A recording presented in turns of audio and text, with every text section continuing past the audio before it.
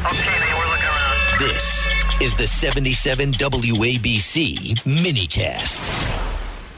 And you're diving into the Stone Zone. Well, I have to admit it, my name is in the Epstein files released by the Department of Justice, very specifically in an email exchange between Steve Bannon and convicted sex predator Jeffrey Epstein. Epstein complains about an interview that I did in which I exposed his deep connections to Bill and Hillary Clinton, including the fact that Epstein had, after his Florida sex conviction, provided the seed capital for both the Clinton Foundation and the Clinton Global Initiative. And he complains about it to Bannon. Bannon's response is, well, he says stuff like that all the time. Bannon asks Epstein where he saw this, and Epstein answers InfoWars with Alex Jones. You know, for some years now, I have been trying to give the warning about Steve Bannon, insisting, based on my own personal experience, that he wasn't the MAGA Trump cheerleader that he pretends to be in his podcast. See, Steve Bannon joined the 2016 Trump campaign after essentially a cabal of the CIA, the Democrats, and the media drove the far more competent Paul Manafort out of the campaign.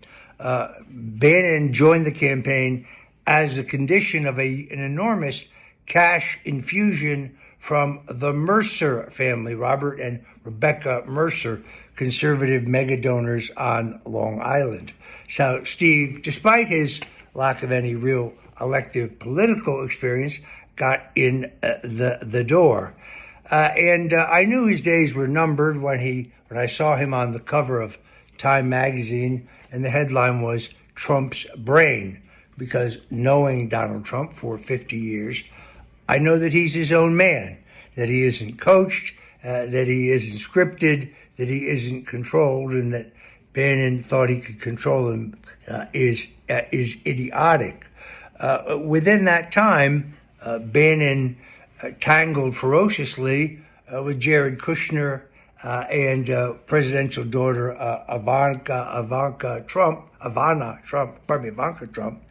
And you don't have to be a genius in politics to know that blood is thicker than water, and that fight with family you will always lose. Perhaps he's particularly sore about the fact that I wrote a piece for the Daily Caller about why I thought he outlived his usefulness to the president and should resign. And the next day he was fired. But now we know far more than we knew previously.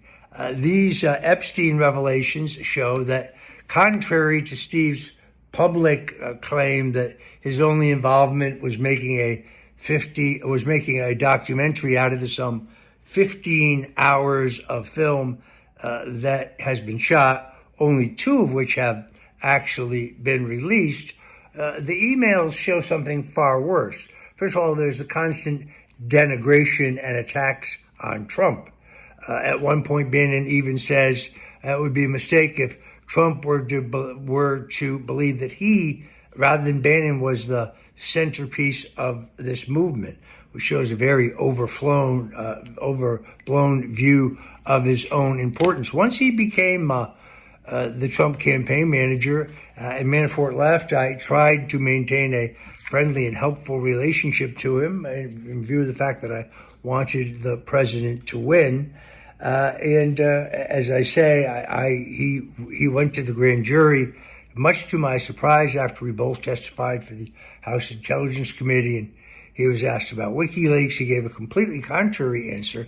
So since that time, I've been trying to warn that he's a snake. Now, with these recordings, it is really substantially worse than I had thought. Very clearly, he is coaching Epstein on his post-Florida sex conviction rehabilitation. He's telling Epstein, "You can't look so creepy." He instructs Epstein to say, if he's asked, that the girls he's with look underage, to insist, even though this is untrue, that they were of age. He constantly calls Trump stupid on a couple occasions. I mean, this is really nefarious stuff. I'm convinced, of course, that the existing hours of videotape, documentary tape, is in fact not makeable into a documentary at all. I think those are practice sessions. Based on the emails, it appears to me that Epstein had a 60 minutes interview scheduled that was canceled right after he was surprisingly arrested.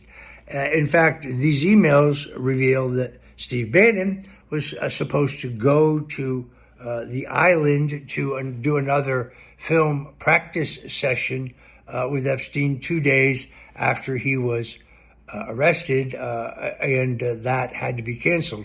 Kind of interesting, the difference in which Epstein was arrested and the way I was.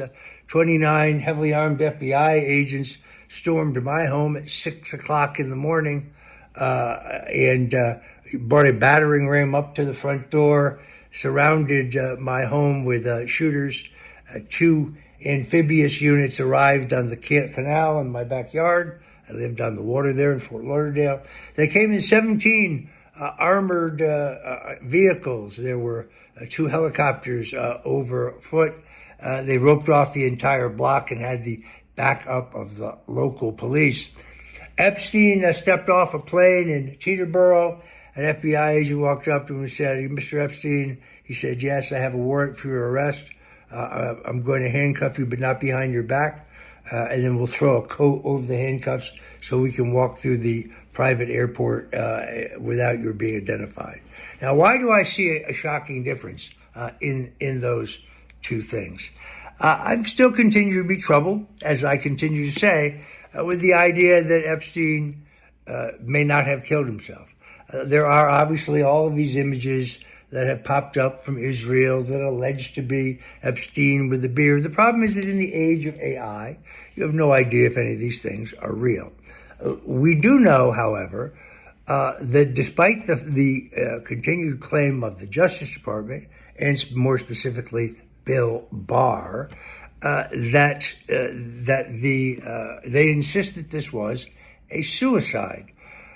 So they expect us to believe that the 2 people who were watching Jeffrey Epstein in the Metropolitan facility, which is one of the most notorious facilities anywhere in the country in terms of it being a hard time, that they both happened to fall asleep at the same time, that the cameras happened to not be working, and then of course the Epstein family hired Michael Baden, very respected, longtime New York City medical examiner, a man who literally has done the autopsy in thousands of hanging cases, and his statement claims that the bones broken in Epstein's neck are inconsistent with his being hanged.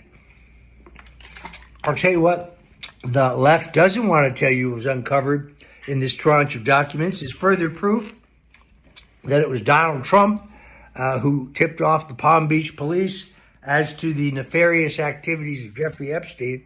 This is completely consistent to what I wrote in my 2015 book, The Clintons' War on Women, the longest chapter in that book about Epstein. After receiving a tip, Michael Ryder, the chief of police, opened a 6-month undercover investigation in which he identified 33 instances of child sex trafficking, and I'm told at least 22 instances of statutory rape. Turned them over to the state's attorney, and then was shocked to find that the state's attorney, after Epstein hired Alan Dershowitz and Roy Black and several other big-name attorneys, and got that reduced to 1 count of solicitation, and later, after Ryder objected to the state's attorney in the county, got increased to solicitation of a minor. A somewhat more serious charge, but Epstein got a slap on the wrist. Michael Ryder, the same one Donald Trump tipped off from the beginning, then went to the U.S. attorney for Southern Florida and says something smells here. Either the prosecutor has been bought off or he's been intimidated.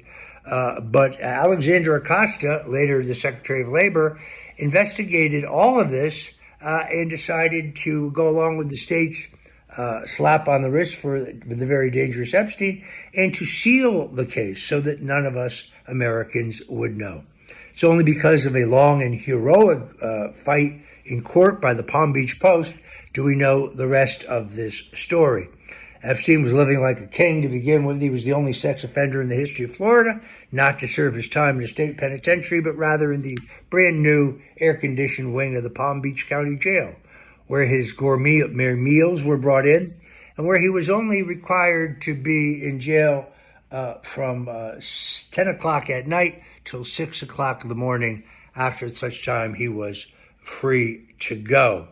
The Democrats want to talk about Epstein, but so far, all they can produce is nonsense. It's tax season, and at LifeLock, we know you're tired of numbers. But here's a big one you need to hear. Billions. That's the amount of money in refunds the IRS has flagged for possible identity fraud.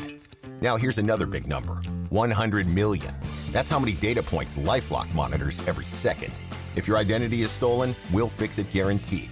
One last big number. Save up to 40% your first year. Visit LifeLock.com/podcast for the threats you can't control. Terms apply.